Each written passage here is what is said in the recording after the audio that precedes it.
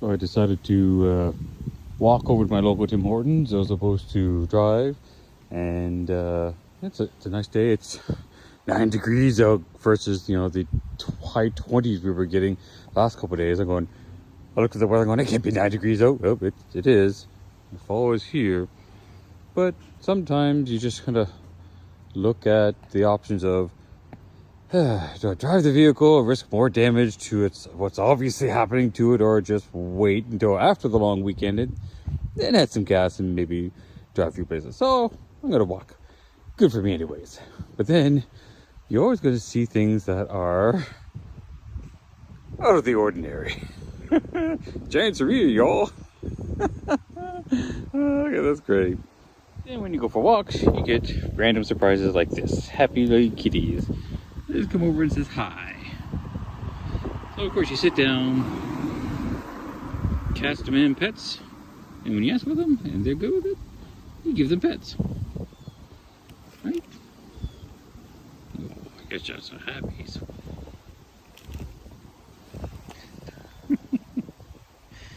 Yes, I miss my cat. So I take the chances I can to pet any other cats. So happy. So I thought I'd do a video about my current vehicle and why I'm going with an Element. And some neat things about it. Well, she's 2000. She has some rust, obviously wear and tear. Plastic's all still good in shape, but it gets some ugly parts. And when I talked about not passing safety, that might be one of the reasons why it doesn't. This was a CB antenna mount that my dad put on when he had it. But yeah, bumper's in a little rough shape. This is like the worst fender. Otherwise, that's relatively dog. I mean, part wasn't so great either. But you know, the door's been broken into. It's been out of alignment because the vehicle's been broken into a couple times. The door had to redo the pins on the door, and it's still a little off. They had to re-weld this part, but it's not quite perfect.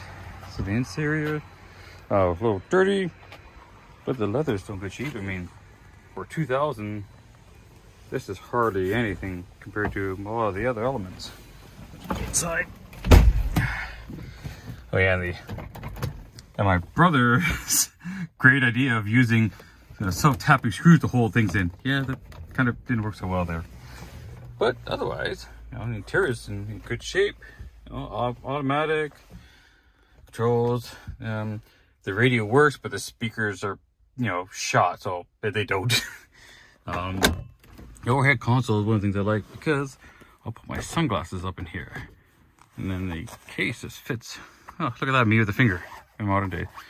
Sunglasses case sits right there. Those are my regular glasses.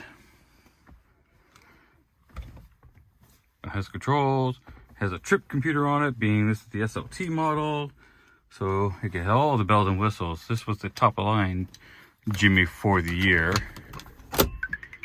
And this is just a storage area for some documents or whatever. Never used that one. But I do like the overhead console. And even the seats are in back in good shape. Oh, all leather, really nice, and they're stiff seats. Oh. And because it's broken into, this is gone.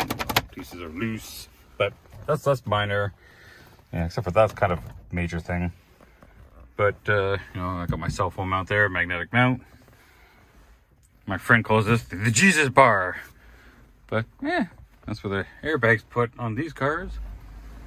But otherwise, I mean, I do like it. It's a pretty rugged vehicle. Let's go around to the back. I heard a good thunk. Now, glass is separate, which is always handy. You can see the inside, a little rough. But not a split tailgate, just a regular tailgate. And it's got your very, very solid tie down. That's not going anywhere. Modern vehicles obviously put them on the sides or the way, but these are sunk so that it does sit flat. There's no storage under here. The spare tires around the underneath, around the back, underneath. But it does have an integrated cargo cover, which is stupidly handy.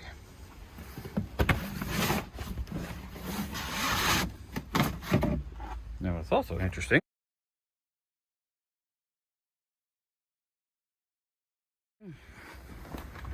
is this piece here. Comes off, a couple clips. And literally I found this out yesterday. There's the jack. I don't know. Looks like some instructions. And yeah, looks at the instructions and I don't know what that is. Emergency vest or something. But I never realized that it was actually, the jack was there. Not that I ever needed it. Filming with one hand, always fun, isn't it? There we go. Goes on and off easy. Some oil, because I was burning some oil. The seats go forward. Of course, I have to do it from the inside. Some little handle back here. The whole thing goes forward, and the headrests automatically go down when you do that. That was kind of neat. So this is pretty flat. The built-in pillows for sleeping in the back. So this would have been a nice vehicle to, you know, do up. Very solid connectors down there. Leather.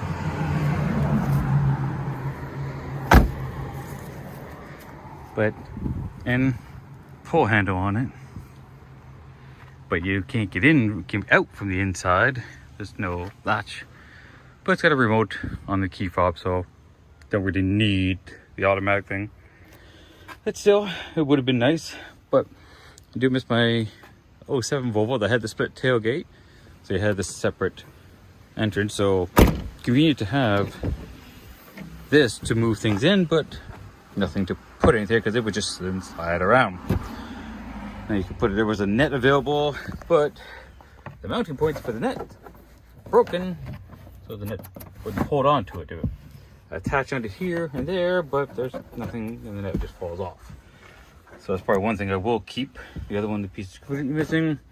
If I was going to keep it, I'd just 3D print replacement ones and use those. But I'm glad that the Element will have something. Oh, there we go. There's a quick little thing. There's a bit of a comparison. You know, real 4x4, you know, the controls are right there. So 2-wheel drive 4x4, or even an automatic 4x4, which is kind of a neat. Yeah, there we go. There's a comparison of what I got now versus where I'm going to.